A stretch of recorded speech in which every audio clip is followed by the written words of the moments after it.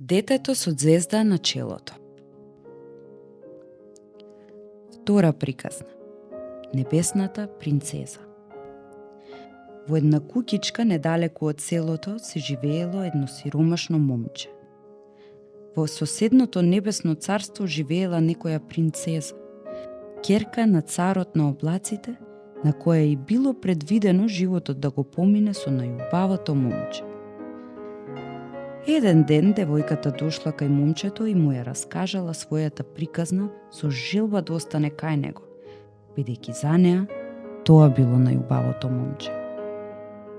Момчето било многу сиромашно, а таа, бидејќи била ќерка на царот другиот свет, донела од своето богатство, така почнале заедно да живеат скромен и среќен живот. Еден ден девојката направила преубав вез и му го дала на момчето да го продаде на пазар.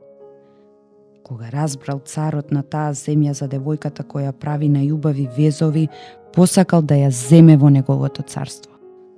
Затоа царот му дал на момчето 3 тешки задачи. Првата задача била да донесе тапан кој сам ќе свири. Момчето, не можејќи само да одговори на задачата, побарало помош од својата умна жена. Таа му дала совет да земе тапан, да го отвори и внатре да стави рој пчели. Како пчелите летале и удирале на тапанот, така тој сам свирал.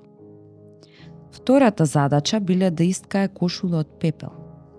Жената на сиромашното момче зела конец, го намачкала сиот со смола, го ставила во пепелта и од него искала кошула која изгледала како да е плетена од пепел. Последната и најтешка задача која момчето ја добило од царот била да му донесе 9 грома.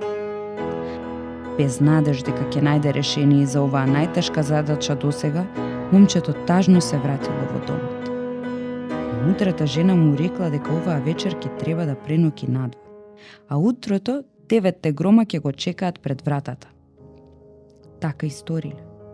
Момчето си легнала, а девојката излегла надвор, се качила на една планина и го викнала својот татко, царот на небото. Таа му кажала зашто станува збор и дека и се потребни незините браќа облаци за да ѝ помогнат да не се раздели од саканото момче. Таткото рекол: "Биди спокојна, ќерко, ќе направам се за твојата среќа." Утрото момчето го разбудиле силни удари на вратата од куќата. Исплашено ја отворило вратата, пред него се појавиле 9 грома, подготвени да заминат кај царот. Облаците, браќа на небесната принцеза, заедно со 9 грома стигнале до царскиот дворец. Кога видел царот дека момчето ги исполнило сите 3 тешки задачи, му рекол: "Ти си умно и вредно момче, но имаш уште поумна и повредна жена. Затоа сега оди си кај неа и среќно да си живеете до крајот на животот."